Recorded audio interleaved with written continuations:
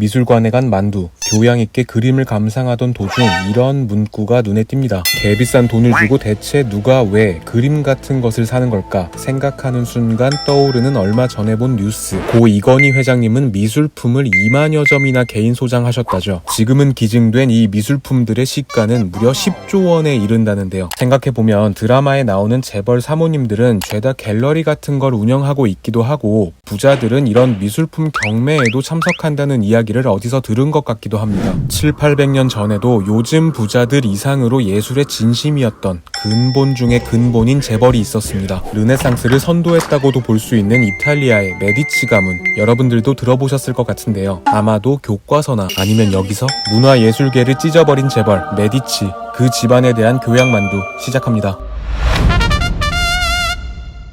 15에서 16세기 이탈리아 피렌체에서는 인류 예술사의 가장 큰 족적을 남긴 천재들이 쏟아져 나왔습니다. 당시 고작 인구가 8에서 9만 정도였던 도시가 미켈란젤로, 보티첼리, 레오나르도 다빈치 같은 천재들을 모두 품에 안았던 것이죠. 이건 우연이 아니라 메디치 가문이라는 대재벌이 뒷백으로 있었기에 가능한 일이었죠. 메디치 가문은 예술가들을 적극적으로 후원했을 뿐만 아니라 수집벽 수준으로 전 세계의 고서와 예술품들을 사 모았다고 하죠. 그들이 구매한 작품을 보기 위해서 지금도 전 세계의 관광객들이 피렌체로 모여드는 정도니까 500~600년 전에 메디치 가문이 현재의 피렌체 사람들까지 먹여 살리고 있다고 해도 과언이 아닌데요. 아무튼 이 가문이 얼마나 부자였냐면 전성기 때는 전 유럽을 통틀어서 1등, 이들의 자산을 현재의 가치로 환산한다면 144조 4,800억 원 가량으로 추측된다는 이야기가 있습니다. 현재 빌 게이츠의 추정 자산과 비슷한 수준이죠. 게다가 350년이라는 가문 존속의 기간 동안 이 집안에서 교황이 2명이 나왔고요. 프랑스의 왕비도 2명을 배출할 만큼 사회적 입지도 막강했습니다. 이 메디치 가문을 처음 재벌로 올려놓은 사람은 조반니 디 비치 데 메디치라는 은행가입니다. 처음부터 금수저는 아니었던 그가 은행업과 무역업으로 막대한 돈을 벌어서 현생을 급격하게 레벨업했는데요. 그래서인지 기존의 귀족들은 메디치 가문을 굉장히 고깝게 여겼고, 또 당시는 아주 보수적인 카톨릭 사회라 대부업으로 돈을 번 그에게 좋지 않은 시선도 있었습니다. 조반니는 종교적으로 속죄도 할 겸 이미지 메이킹도 좀 할 겸 해서 사회 공헌 사업을 펼치게 됐는데, 그 중에 하나가 예술 후원 사업이었던 거죠. 창업자인 조반니가 사망한 후 장남이었던 코시모가 뒤를 잇게 됩니다. 하지만 천상 경영자였던 아빠와는 달리 코시모는 인문학자나 예술가 성향에 가까웠다고 하죠. 여행 다니면서 책이나 읽으며 살려고 했던 아들은 귀싸대기 맞고 가업을 물려받습니다. 이때 메디치가의 은행은 유럽 내에 16개 지점에서 엄청난 돈을 쓸어 모으고 있었는데, 코시모는 이렇게 불어난 재산의 상당량을 고문서를 사들이는 데 했습니다. 그렇게 세계 각국에서 사 모은 희귀한 고문서들로 유럽 최초의 공공도서관을 건립했죠. 또한 아카데미를 설립해서 젊은 예술가들에게 유럽 최고의 커리를 타게 만들었고, 재능 있는 건축가나 화가들을 고용해서 로렌초 성당, 산 마르코 수도원 같은 공공 건축물을 건립하기도 했죠. 미술사학자들은 이 시기를 기점으로 문화예술의 중심이 로마와 아테네에서 피렌체로 이동했다고 이야기하기도 합니다. 이 코시모의 손주인 4대 회장 로렌초는 어릴 때부터 예술에 둘러싸여서 자란 덕에 아티스트를 알아보는 안목이 거의 이수만 선생님급이었던 것 같습니다. 로렌초는 어느 날 길을 가다가 한 아이가 목축의 신 파우누스를 조각하는 모습을 보고는 조각의 이빨이 영 늙은 사람의 이빨 같지가 않다 하면서 핀잔을 주고 지나갔습니다. 그런데 얼마 후 아이를 다시 만났을 때 이 조각은 노인의 허물어진 잇몸까지 완벽하게 표현되어 있었죠. 로렌초는 이 소년이 천재라는 걸 확신하고 도와주기로 결심합니다.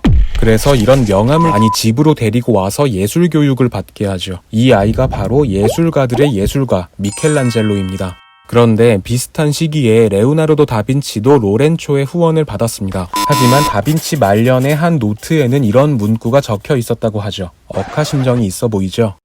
다빈치가 견습 생활을 끝내고 본격적으로 활동을 시작할 무렵 교황청이 메디치 가문에 중요한 작업 의뢰를 합니다. 로렌초 메디치는 이 의뢰를 수행할 예술가들의 명단을 추렸는데 이 명단에서 다빈치가 제외됩니다. 아마 여기서 다빈치의 1차 데미지가 온 것 같다는 견해가 있죠. 상대적으로 푸대접을 받은 다빈치는 밀라노로 떠나서 로도비코 공작의 후원을 받게 됐는데, 이때 로렌초가 로도비코 공작에게 다빈치를 추천하면서 다빈치를 화가나 예술가가 아닌 음악가로 소개했다고 합니다. 아마 여기서 다빈치의 빈정이 확 상해버렸을 것이라는 의견도 있죠.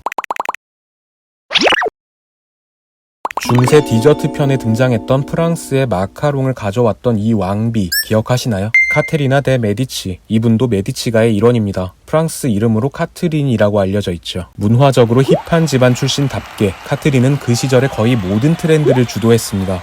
원래 프랑스에서는 빵과 고기를 나이프로 잘라서 손으로 집어 먹었었는데 카트린으로 인해서 포크와 나이프를 활용하는 식사 예절이 자리 잡게 됐고요. 카트린 때문에 파리에 프랑스 최초 향수 판매점도 문을 열었다고 하죠. 목욕하는 건 싫은데 냄새나는 건 또 더 싫은 당시 프랑스인들에게 향수는 개꿀템이었습니다. 이 외에도 궁정 발레, 하이힐 등을 유행시키면서 아이돌급의 파급력을 보였지만 프랑스인들은 이중적이게도 카트린을 동경하면서 동시에 악녀로 취급했습니다. 그녀가 아들을 독살했다거나 종교적 대학살을 조종했다는 등 온갖 소문이 전해지고 있지만 이는 사실 근거가 빈약하다고 합니다. 부르주아 계급의 이탈리아 여성이 프랑스의 왕비 자리를 꿰찼기 때문에 프랑스인들의 반감을 샀을 것이라는 설이 오히려 설득력이 있다고 하죠. 아무튼 세상에 영원한 건 없듯이 메디치 가문은 긴 시간을 보내면서 조금씩 쇠락했는데요. 그러다가 메디치 집안의 마지막 직계 후손 안나 마리아가 사망하기 전 조상 대대로 수집해온 모든 예술품을 피렌체에 기증합니다. 피렌체 바깥으로 절대 반출하지 않는다는 조건을 달았죠. 이 덕분에 피렌체의 우피치 미술관이나 피티궁 박물관에 가면 지금도 메디치 컬렉션을 만날 수 있습니다. 메디치 가문의 흔적은 당대 후원받은 예술가들의 그림에서도 찾을 수 있는데요. 감사의 의미이거나 메디치가를 알리기 위한 일종의 PPL로 메디치 집안 사람들의 얼굴을 그려 넣었던 거죠. 미대 입시 석고상 3대장 중에 하나인 줄리앙, 이 조각의 모델도 로렌초의 아들 줄리아노입니다. 예술과 인문학의 향기가 물씬 나는 오늘 영상의 교훈은 역시 돈이 최고. 우리 전만이들 돈길만 걸으세요. 교양만두였습니다.